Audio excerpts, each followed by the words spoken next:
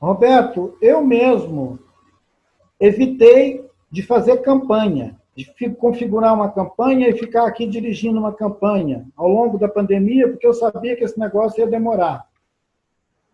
Mas tem várias personalidades encabeçando campanhas que chama desde Hollywood até o mundo do rock para encabeçar campanhas. Tem lideranças indígenas da Amazônia, junto com Sebastião Salgado.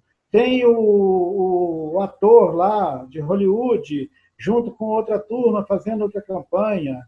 Tem a Gisele Bündchen, tem todo mundo. Quer dizer, os famosos todos estão fazendo alguma coisa. E alguns não tão famosos também estão fazendo.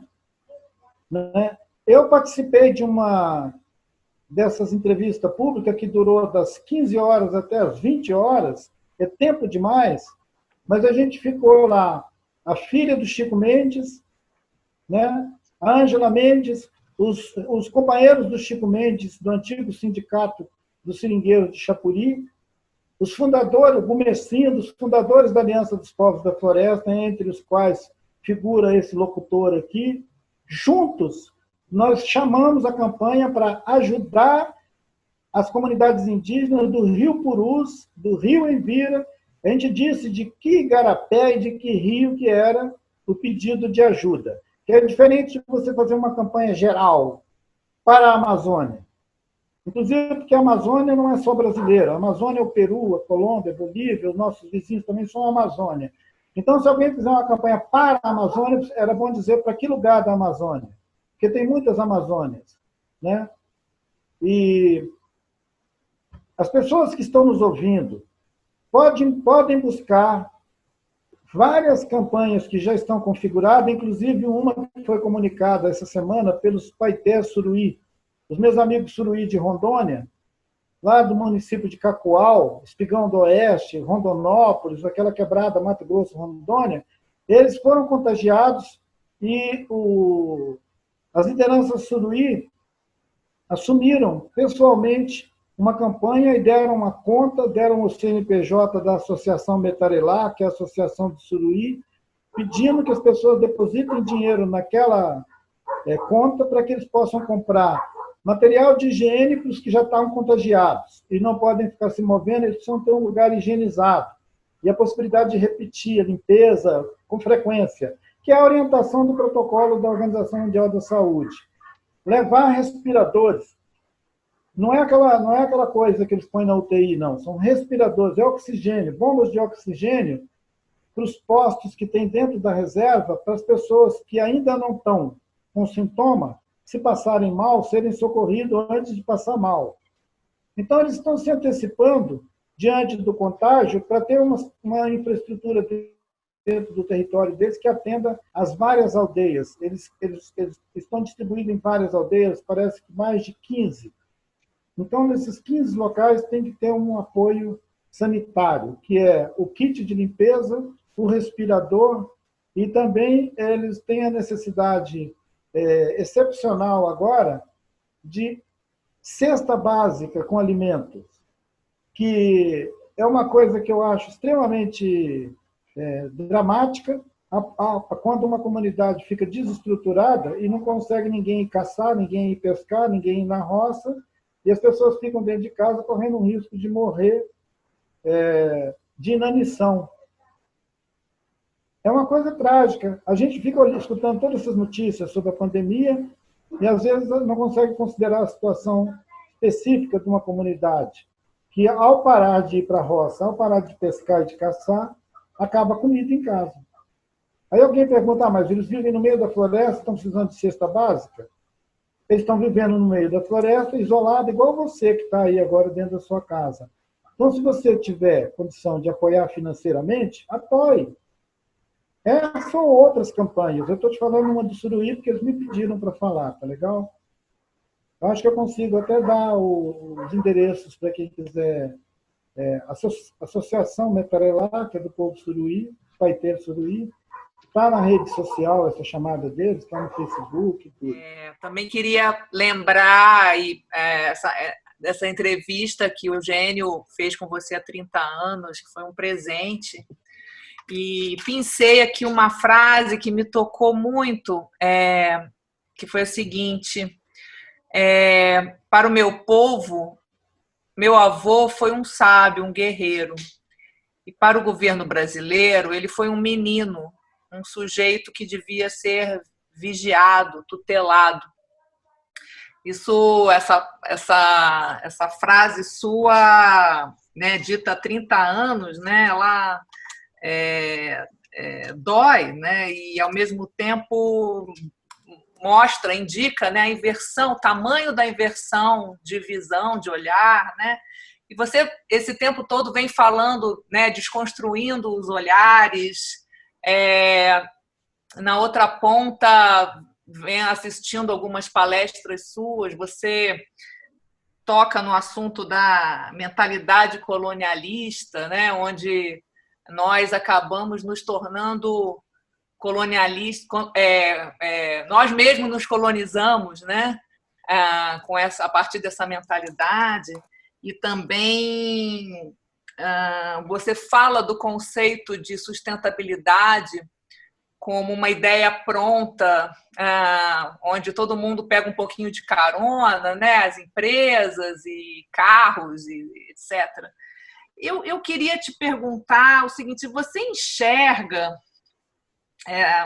a gente está vivendo um desastre agora com essa pandemia no mundo, enfim... Você acabou de citar, né, especificamente nas comunidades indígenas, todo esse desastre tão cru, né? Você enxerga uma janela de oportunidade, uma chacoalhada, onde, nesse momento da pandemia, onde efetivamente haja uma mudança de mentalidade mais efetiva e radical, que seja um começo de um novo olhar, ou isso seria mais uma ilusão nossa? A ideia de que essa experiência de suspensão que nós estamos vivendo no mundo inteiro, quando eu falo mundo inteiro aqui, eu estou tomando a licença de dizer que ela pega os povos periféricos, pega os pobres, pega os ricos, pega todo mundo, sem distinção, digamos assim, de lugar. Ele pega. Só que ele causa danos diferentes a quem está numa favela e a quem é o CEO de uma corporação bilionária, tipo Bill Clinton. Bill Gates. Claro que afeta. Muda a rotina dele, muda o programa dele e dá prejuízo a ele também. E, eventualmente, pode contagiar também. Então, a questão é o seguinte, porque senão a gente fica com muito essencialismo dizendo, não, Covid só mata os pobres. A gente tem que ser honesto, pelo menos quando a gente analisa uma situação tão funerária dessa. São milhões de pessoas morrendo no mundo inteiro, gente. E se tem uma desigualdade conjuntural no mundo, se nós constituímos uma desigualdade por excelência, só falta agora a gente querer tirar uma onda de igualdade na hora de morrer, né? A desgraça é que ninguém vai aprender nada com isso. A ideia de que nós vamos sair disso mais humanos, fazendo uma revisão de paradigma, é bobagem. Ninguém faz paradigma ao longo da trajetória em vida, nem com desastre. Vocês devem ver aqueles livros de autoajuda que aparece um carinha que era dono de uma corporação, que ele era muito especulativo, competitivo, aí ele cai do 20º, 30º andar de um prédio, quebra a cabeça, fica paralítico, e depois, quando ele volta a si, ele é muito bonzinho e ele cria uma fundação de caridade. Isso é tudo caricatura. Isso não acontece com uma multidão de pessoas. Isso acontece com algumas medulas, né? Não são todas as medulas que têm predisposição a ficar boazinha depois que estrangula. Então, Vamos parar com essa bobagem. Isso é um mito. Como outros que andam por aí. A de que nós vamos sofrer um trauma tão desgraçado que depois nós vamos ficar bonzinhos. Isso é bobagem, me desculpa. A tendência do futuro é da gente estar se dirigindo para uma distopia. Não propriamente uma utopia. Aquela utopia que eu resumi a narrativa do livro Outra Razão do Mundo, que quando vocês puderem, é bom ler, se vocês vão entender a mesma coisa que eu, ele aponta para uma radicalização dos termos dessa desigualdade, onde a tecnologia e o desenvolvimento acelerado de algumas ferramentas que estavam já guardadas no armazém vão botar uma certa humanidade num outro lugar, onde não vai ter representação de partido político, onde não vai ter moeda como o dólar, que regula o mercado global, onde não vai ter um monte de coisa que eles já concluíram que não precisa mais. O problema é que eles podem concluir que não precisam mais da gente também. Eu tenho uma passagem na minha experiência profissional. Eu fui secretário no Ministério da Educação durante 4, 5 anos, da área responsável, entre outras coisas, pela área de diversidade. Nós criamos uma secretaria, já tem uns 15 anos, 16 anos. E aí tive uma oportunidade que foi um dos grandes aprendizados que eu tive na vida, porque toda a educação escolar indígena estava dentro dessa secretaria, né? E de conviver com vários educadores de povos muito variados, né? Lideranças, alguns pajés, inclusive, circulando o Brasil e tal. Queria te perguntar duas coisas, todas relacionadas. Um é como é que você vê hoje a educação escolar indígena, eu estou falando aqui da educação fundamental e do ensino médio, como é que isso avançou, como é que não avançou, como é que isso está distribuído no país. E o outro ponto, indo para a educação superior, é como é que você vê toda essa movida de uma nova intelectualidade indígena. E o ponto que eu queria mesmo pensar contigo, talvez tenha relação com a distopia que você está pensando, o papéis, no Brasil sobretudo, dessa intelectualidade indígena formada, universitária, vários com pós-graduação, etc., dentro da agenda da sociedade de conhecimento que a gente está enfrentando. Mesmo com todo o negacionismo que a gente está dialogando hoje, mas como é que você vê isso e, portanto, esse papel da diversidade, mas sendo atores de transformação dentro da sociedade de conhecimento ocidental? A ideia de que nós temos uma sociedade do conhecimento ocidental, ela pode ser vinculada a uma certa concepção da sociedade ocidental e também está muito referenciada ao próprio paradigma civilizatório, esse paradigma do Ocidente. E vamos pensar, então, com esse alerta. A aproximação desses povos daquilo que é chamado de sistema da educação, aproximação com a escola, letramento, sair da oralidade para a escrita, isso é tudo evento pós-constituinte. Antes disso, eram as missões religiosas. Antes disso, eram as missões salesianas, as missões do Alto Rio Negro, e por aí afora. Os jesuítas, as irmãzinhas de Jesus, os conventos. Então, a educação indígena era um assunto da Igreja Católica, até outro dia. Quando o Estado admitiu essa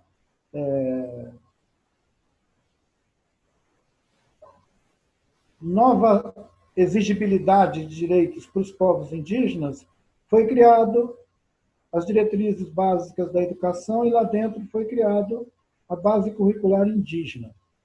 Então, não tem coletivo mais bem enquadrado no sistema educacional brasileiro do que os indígenas, porque eles passaram pelo sistema sanitário todo.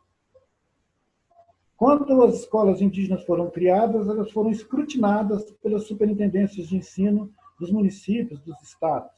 Teve estado brasileiro, por exemplo, como São Paulo, que até outro dia não tinha ainda admitido no seu planejamento a rede de escolas indígenas. Os indígenas tinham que frequentar as escolas do Estado e município e pronto.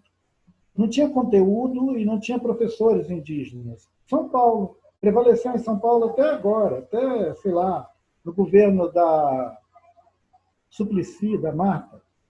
Parece que foi no governo da Marta Suplicy que eles votaram finalmente um debate sobre a educação escolar indígena e começaram um programa de formação de professores indígenas assim muito tardio. Minas Gerais começou isso em 97. Minas, o Acre e talvez mais uns... Talvez não muito mais, viu, gente? Foram os estados que recepcionaram essa demanda no final da década de 90 e levaram ela a sério. Os outros demoraram para caramba. Então, quando o Ministério da Educação e o Ministério da Cultura criaram programas dirigidos a publicar obras, a estimular os debates, a criar os espaços de biblioteca, a apoiar a estruturação das escolas nas aldeias, isso foi outro dia. É a primeira geração de indígenas que estão passando por esse escaneamento aí. Os que estão na universidade são muito poucos, porque eles colaram a experiência escolar deles em outras referências, concluíram o segundo grau e entraram na universidade em diferentes modalidades, federal, estadual, universidade pública, privada.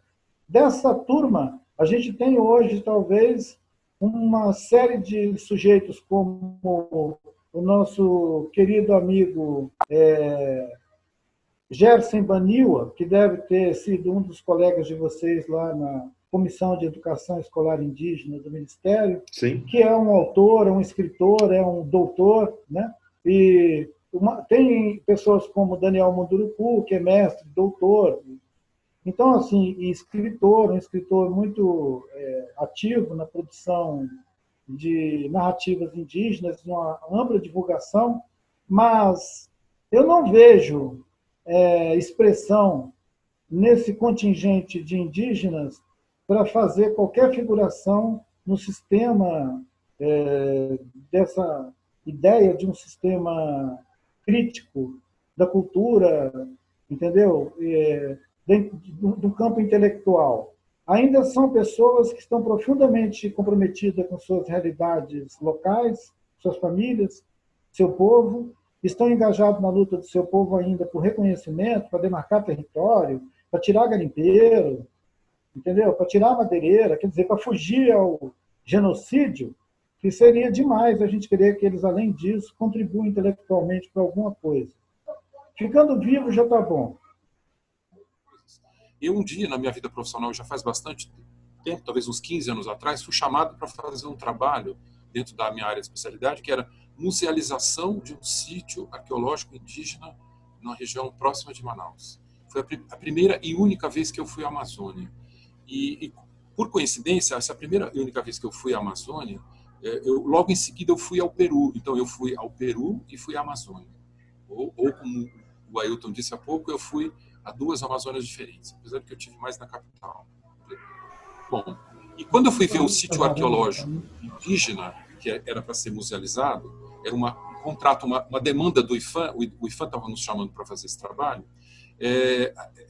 eu estava em companhia de um dos maiores arqueólogos indígenas no Brasil, que é o Eduardo Neves, da USP, e eu aprendi muitas coisas, ouvi muitas histórias, estive num sítio onde não havia praticamente nenhum vestígio aparente para olhos mal treinados, que a gente pudesse perceber a presença de povos indígenas ali, mas havia uma coisa, um conceito que eu aprendi ali que mudou a minha vida e a minha percepção da existência e da importância da existência dos povos originários no nosso continente, que foi a ideia de solo antrópico.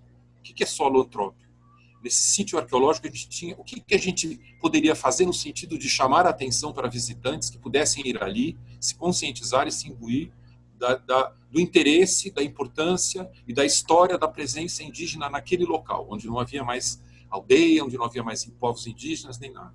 Era o solo antrópico. O que é o solo antrópico?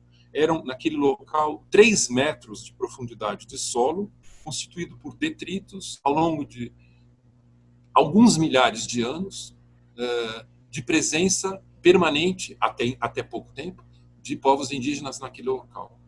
Então havia uma trincheira aberta, para os arqueólogos haviam cavado uma trincheira e a gente desceu nessa trincheira. Tinha uma escadinha de madeira, a gente desceu nessa trincheira. E eu desci nessa trincheira, fui lá no fundo, nos 3 metros de profundidade, olhando as paredes dessa trincheira e olhando para cima, e foi aí que eu entendi, sem necessidade de ler muita coisa, do que se tratava, o que era aquilo tudo.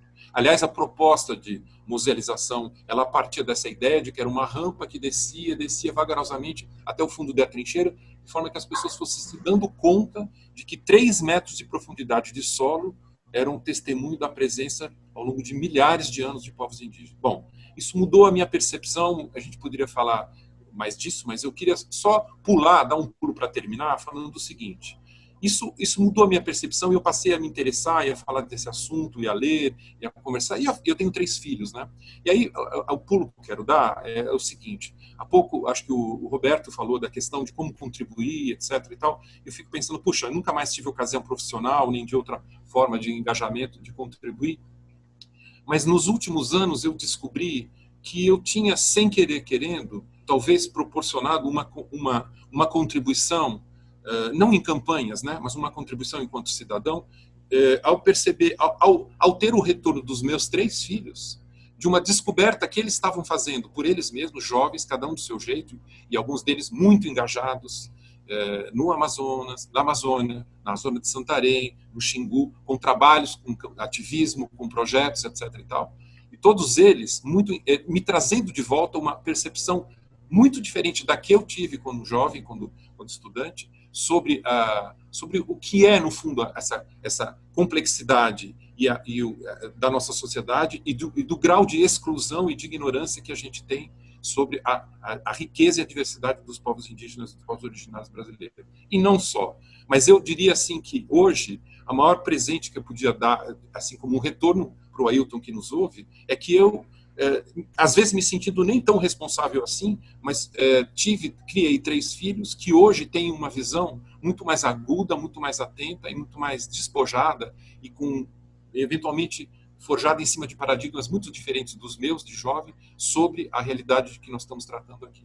Então, era só esse depoimento que eu queria dar, assim, para alguns que são contemporâneos e amigos de longa data meus, e para o Ailton, que eu não conheço pessoalmente, mas que ouço muito falar através de alguns dos meus filhos e Nora, que o conhecem, enfim, não vale a pena citar os nomes. Obrigado pela oportunidade de falar isso. Sobre aquela sua frase, naquela velha entrevista, de que o sonho não é uma coisa para a gente interpretar. O sonho não requer interpretação, você me dizia.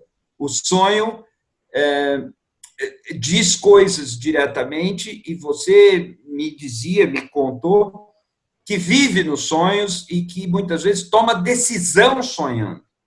Eu vou até falar isso do sonho. Eu estava lendo, eu estava em Minas agora, acabei de chegar, e eu estava lendo, Krenak, eu reli, por algum motivo, uma fala sua de um seminário que a gente organizou em 2003 no SESC, na qual você contou uma história muito incrível sobre um baú do que foi parar no Museu de São Petersburgo, com as coisas dos Krenak. E eu acho que ali a gente estava com Petersburgo e o esforço que você estava negociando de trazer alguma visão dessa história que tinha sido contada por uns... não eram antropólogos, eram uns, como é que chama aquilo? Os naturalistas que tinham desenhado coisas dos Krenak no final do século XIX.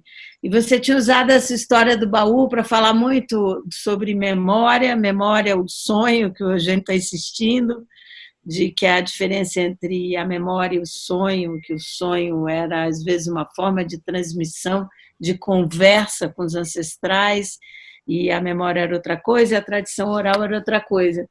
E aí eu estava te vendo e eu pensei muito, li muito, achei lindo de novo ler aquele artigo, e acho que a gente estava discutindo memória, história, a revisão da história do Brasil no momento que a gente, de alguma maneira, eu pensando, a gente está reconstruindo a história do Brasil. Isso foi em 2003. Está reconstruindo não a história, reconstruindo o jeito que a gente conta a história. E aí eu estava muito animada com aquilo naquele momento. Quando eu li isso, eu falei, nossa, agora passaram-se 2003, né, 2013, a gente está em 2020, quase 20 anos, e a gente volta a discutir uma narrativa da história do Brasil que você falou no início, índio é preguiçoso, índio quer ser rico. Então, aquela história que a gente parecia que ia desconstruir de vez, ela voltou com muita força, né, no Brasil de novo, nesse governo e tudo isso. Então, eu queria perguntar para você, assim, qual o sentido, o que você acha que a gente tem que fazer agora, no que tange a gente pensar, construir ou não essas desconstruções das narrativas, né, históricas e que botaram de novo, né, pelo menos no senso comum, volta uma coisa que parecia que estava sendo superada naquele momento, que é essa visão completamente preconceituosa do índio. A gente estava pensando, eu pelo menos naquele momento, acho que muitas pessoas e muitos grupos, os próprios grupos indígenas, que essa narrativa já estava no momento de ser refeita. Eu queria lembrar de você dessa história e pedir para você falar o que você está achando agora, né? Que a gente está numa outra narrativa, num mundo diferente, com novas narrativas, voltamos isso tanto no Brasil quanto no mundo, essa coisa muito mais conservadora, para você me contar um pouquinho o que você está achando disso. Eu disse que, desde a Constituinte de 88, imediatamente aprovada a Constituição, a gente foi posto numa espécie de alerta total pela traição daquele pacto social que configurou a Constituinte de 88. De certo que no começo dessa década aí, eu não tinha nenhuma ilusão sobre a gente estar abrindo outra narrativa. Eu sabia que a gente estava dentro da guerra continuada, que foi o que eu contei a história para vocês lá no Museu da Pessoa. Mais do que uma história de resgatar a memória, eu estava contando uma história de uma guerra continuada que nós estamos há 500 anos vivendo. E pensar novos ciclos narrativos dentro dessa história de longa violência com que nós vivemos e de longa negação da nossa própria existência, não é uma óbvia compreensão, nem do Ailton, nem dos outros indígenas que você entrevistou e conheceu. Seria apropriado fazer uma tradução disso como uma expectativa de abrir uma nova narrativa. Ao longo desse período, nós foram negativas, construíram Belo Monte, fizeram barragens nos nossos territórios, detonaram com os povos indígenas. Da mesma maneira que nós estamos sendo atacados agora, a gente era atacado há 30 anos atrás. Então, assim, tem uma realidade candente que não deixa a gente criar hiatos de reconstituir narrativa. A narrativa que nós estamos hoje, Karen, é a mesma narrativa estragada que a gente está seguindo desde 89, 90, sem ilusão. Eu queria te perguntar o seguinte, Ailton.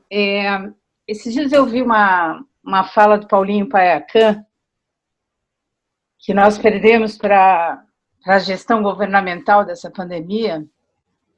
E ele, no meio da fala, ele dizia o seguinte: ele estava dando uma entrevista depois daqueles Mecrucajá do Itaú Cultural, e ele diz o seguinte: eu sabia como organizar os Kayapó, e que a gente sabe que ele soube, né, de tudo que ele fez. Mas me calou fundo que ele dizia isso no passado. E o que eu queria te perguntar era o seguinte, né, eu mesma vejo tantas lideranças indígenas preparadíssimas, com com todas as modernidades possíveis de comunicação, usando arte, usando tudo que tem, e me chama a atenção muitas mulheres, né, tomando assim à frente de suas comunidades ou de suas pautas e tal. E eu queria te perguntar, né, você que foi coordenador do Centro de Populações Tradicionais, presidente da UNE, como é que você vê possibilidade dessa articulação entre os indígenas hoje, feitas por essas novas lideranças? Bom, você respondeu já a pergunta. Esses jovens que você vê manipulando as mídias, as mulheres fazendo a marcha das mulheres sobre Brasília, dizendo nossos corpos, nossos territórios, é como se elas estivessem expressando uma visão que a minha geração teve e elas estão fazendo. Quando eu vejo esses jovens aí de 16 anos, quando eu vejo o Jequacá, Mirim, o MC Curumim, quando eu vejo as moças e os rapazes de vários povos invadindo essas telas aí com seus rappers, com seus eletrônicos e tudo, eu falo, eles entenderam a mensagem, que era que está na hora deles preceder a gente. Porque não sou eu e o Paulinho Paiacã, e o Juruna que já morreu, e o Raoni, e nós que vamos fazer movimento indígena. O máximo que nós vamos fazer é assistir eles fazerem o tal do movimento, se ele existe. Eu quero ver se ele existe.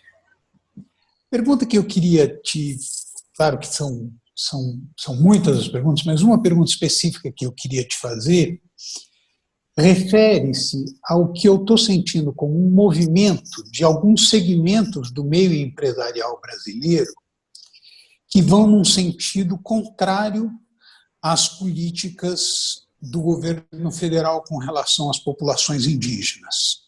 Houve entrevistas do meio empresarial de alguns desses segmentos com o general Mourão, mas mais do que isso, houve o documento dos 3 maiores bancos do Brasil com relação ao desmatamento da Amazônia, a imensa pressão internacional sobre o Brasil, incluindo o boicote da Tesco britânica sobre a carne brasileira em função do desmatamento na Amazônia.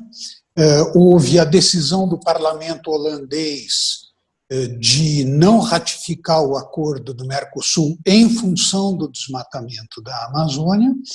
E mais do que isso, o que eu sinto, e é sobretudo nesse sentido que eu queria te ouvir, é que há um grupo de empresários que não se conforma com a maneira como o mundo empresarial até aqui vem concebendo o uso da Amazônia, uso esse que destrói a biodiversidade para ser economicamente viável.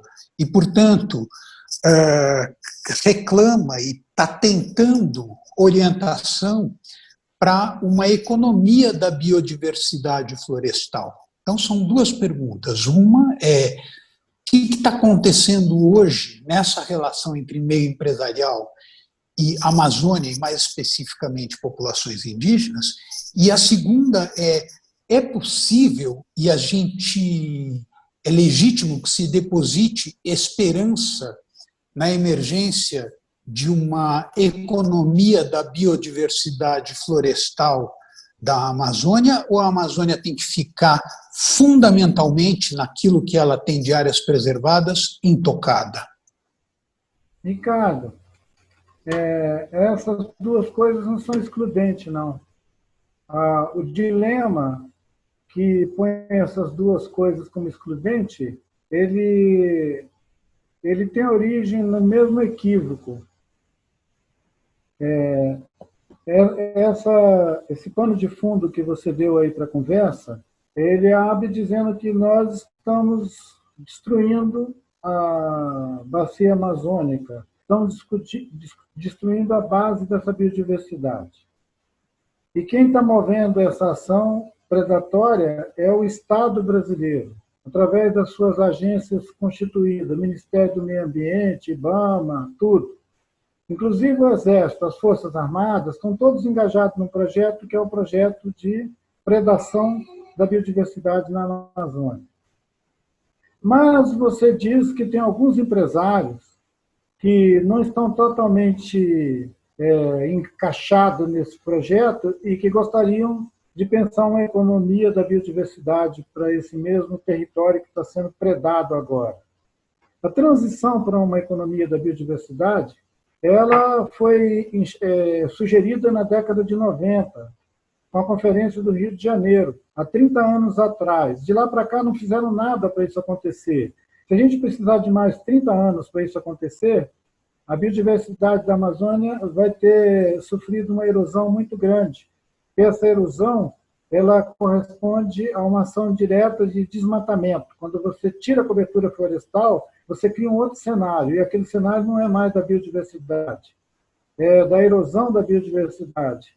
Então, as coisas não são excludentes, elas já podiam estar acontecendo há muito tempo. A Marina, quando era ministra do Meio Ambiente, ficava assoviando esse hino da biodiversidade. Eu não vi ela fazendo nada para isso acontecer. E os que sucederam ela também não. Teve muita conversa e pouca ação. As prioridades de investimento, as tecnologias, todas, elas não foram direcionadas no sentido de criar uma transição dessa economia predatória para uma economia da biodiversidade. As pesquisas, pelo contrário, foi tudo desmantelado. Então, como é que nós vamos ficar agora acreditando numa possibilidade de fazer essa transição? Se os bancos estão querendo parar de botar dinheiro no cassino, do garimpo, no cassino da predação, que ótimo. Os grandes empresários brasileiros estão vendo que eles estão queimando seu próprio pé, que ótimo. Então, parem de queimar seus pés. Obrigado, Ailton. Eu estou com a impressão, mas talvez seja vã esperança, de que nós estamos num momento em que essa mobilização está mais intensa, por várias pressões, inclusive a pressão do meio científico. Eu aproveito para informar todo mundo que se formou, Ailton Krenak está sabendo disso, o painel científico para a Amazônia, com 150 cientistas dos 9 países da Amazônia, e um dos itens desse painel justamente é a bioeconomia. E Ailton tem razão, isso já deveria ter tomado ímpeto há muito tempo, mas se nós, enfim, mas eu sinto que há ideias e iniciativas agora que talvez tenham mais fôlego e mais impacto do que alguns anos atrás, inclusive como contraponto ao que tem sido a política governamental. Obrigado, Ailton. Um prazer enorme estar aqui com você e te ouvir. Alguns meses atrás, eu escutei uma fala tua de uma gravação que você fez com o Tiago Mendonça. Super interessante, eu fiquei super engajado em te escutar. Mas teve um momento em que você fala, e você me perdoe se eu estiver sendo microanalítico, mas você fala num dado momento que o movimento indígena ele não quer um resgate. Você é contra o uso da palavra resgate. Eu lembro que você foi até inflamado quando você se referia ao termo resgate, né? E eu fico pensando, puxa vida, toda essa questão dos povos originários, eles não implicam um resgate de memória? Por que você é contra essa ideia do resgate? Eu acho que eu entendi já, mas eu queria ouvir de você o que você tem a dizer em relação a isso. É bom mesmo que a gente tenha a oportunidade de lançar luz sobre uma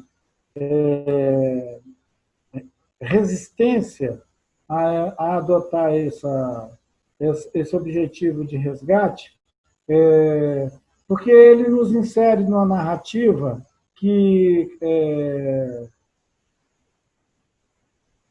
enfraquece a nossa demanda por justiça reparatória. Justiça reparatória não é resgate. e justiça reparatória são direitos. E você não resgata direitos. Direitos você reivindica. Nós não resgatamos nossos direitos, nem nossa memória, a gente reivindica ela. Porque ela foi ocultada, foi agredida, foi ofendida, teve danos, e isso chama ecocídio, etnocídio, tem nome, e constitui crime. Então não se trata de resgatar, não. Se trata de manter acesa e ativa a reivindicação de reparação por esses danos. Não tem como resgatar Hiroshima e Nagasaki. A gente tem que reivindicar o direito à reparação. Quem causou aquele crime à humanidade está condenado, está moralmente condenado, está socialmente condenado, porque eles não possam ser materialmente obrigados a fazer uma reparação. Mas eles estão condenados. Índios não têm inferno, mas se tivesse, eles podiam ir para lá numa boa. Eu só fico pensando que, no caso, a memória nos ajuda, não é? A reparação. E aí, quando eu penso em memória, o verbo que me vem é o verbo resgatar, mas a gente pode inventar outro, eu não tenho preciosismo com relação à língua. Eu acho que você deve concordar, né, Wilton, que no caso, memória é uma coisa muito importante para você, e no caso, fazendo contra o espelho de Hiroshima, é bom lembrar de Hiroshima, né? Então, não é que a gente vai resgatar para ficar olhando para o passado, então, mas para ter mas vivo. essa memória... Sim. Então, essa viva, esse sentido de vivo que ela tem, ela não se perde. É isso que eu estou dizendo.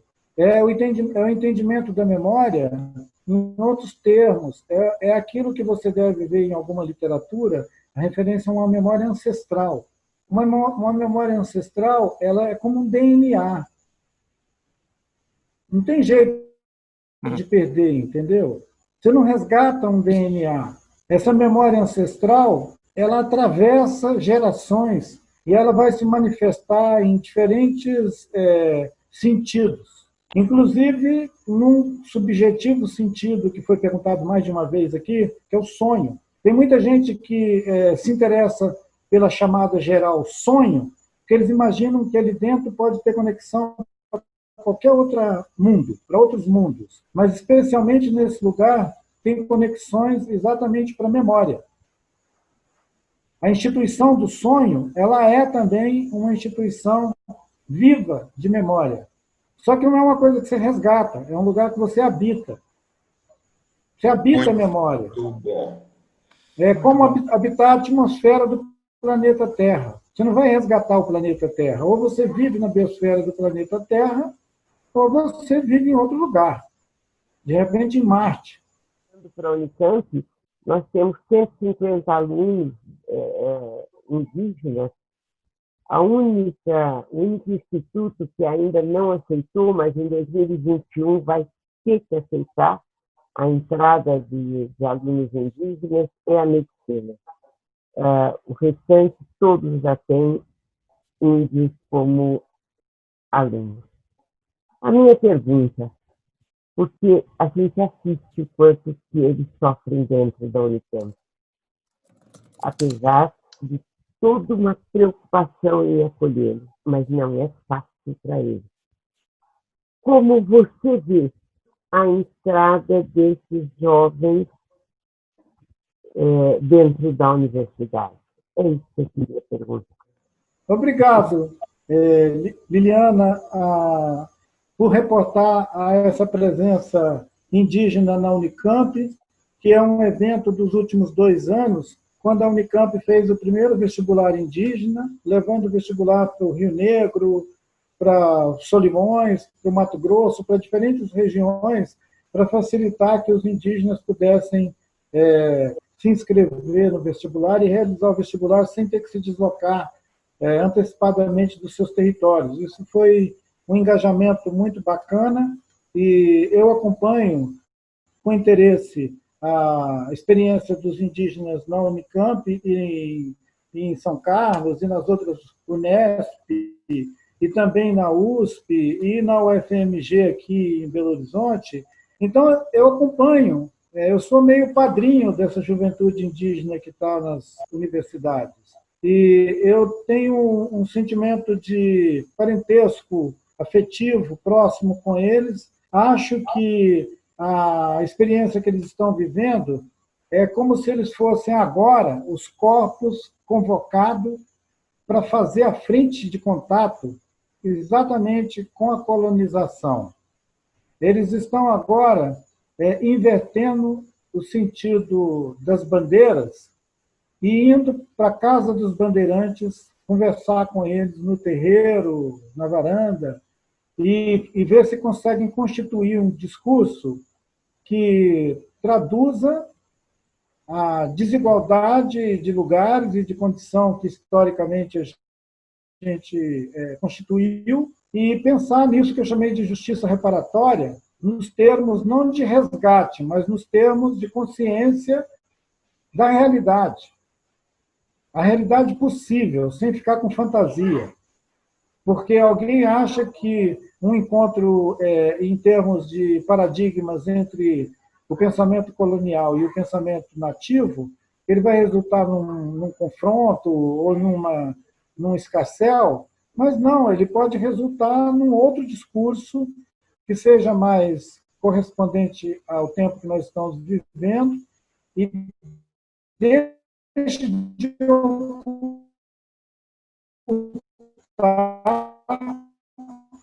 tanta falsidade, entendeu? Deixe de ser e a gente tomou conta dessas terras, botamos usinas, botamos engenho, infraestrutura, bancos, e largamos vocês no meio do caminho sacaneados. A gente quer reparar isso. Vamos trabalhar junto, ver como é que a gente devolve os territórios de vocês, respeita a dignidade de vocês, a autonomia de vocês. Não que vocês vão criar outros países aqui, mas que vocês vão ter o direito de ser quem são. A questão é que os povos indígenas estão sendo impedidos de ser quem são e sendo exigidos a ser quem não são. Como o ministro disse, eu não suporto essa palavra povos indígenas. Em troca, ele ganhou um emprego de diretor do Banco Mundial. Esse camarada deveria ser processado por racismo. Você consegue estabelecer relações, tem estabelecido, tem sentido uma aproximação maior da comunidade internacional, organismos, entidades em geral, da sociedade civil, mundo afora, em relação à questão indígena no Brasil? Essa é uma pergunta, porque eu intuitivamente acho que, sim, tem um momento novo de reconhecimento, talvez até por conta dessa fase complicada que nós estamos vivendo no mundo inteiro em relação a governos autoritários, democracias iliberais, tudo isso. Então, eu queria saber de você o que você tem sentido. E a minha último ponto é o seguinte: em outros países da América Latina, você vê também, você tem interlocutores, há problemas similares com comunidades indígenas e vocês têm interlocução também com outros povos indígenas, particularmente na América Latina? Então, são esses os pontos que eu gostaria de te perguntar. Muito obrigado. Na sua articulação da pergunta, a partir da Europa, foi muito interessante porque você fez um enunciado que é o seguinte: para a Europa, os índios é a Amazônia. A Amazônia não é só brasileira. A Amazônia é colombiana, peruana, boliviana, lá em cima, na Venezuela, também é a Amazônia. Então, a bacia amazônica é onde nós constituímos uma grande rede de comunidades que você poderia pensar que é Pachamama, é essa região ameríndia. Vai desde a Argentina até lá em cima, no México. Essa Pachamama, esse território vasto, cultural, ele é transfronteiriço. É claro que eu tenho centenas de amigos na América Latina inteira e lideranças indígenas e amigos de todo tipo de engajamento. Alguns estão dentro da floresta vivendo suas vidas comunitárias, alguns estão nas universidades como a Liliana lembrou que nós temos 150 jovens em universidade. Na Unicamp, se a gente for estimar, talvez tenha em torno de 60 mil jovens indígenas em todas as instituições de ensino superior no Brasil, alguns deles mestrando, outros doutorando, outros já doutores, outros pós-doutores.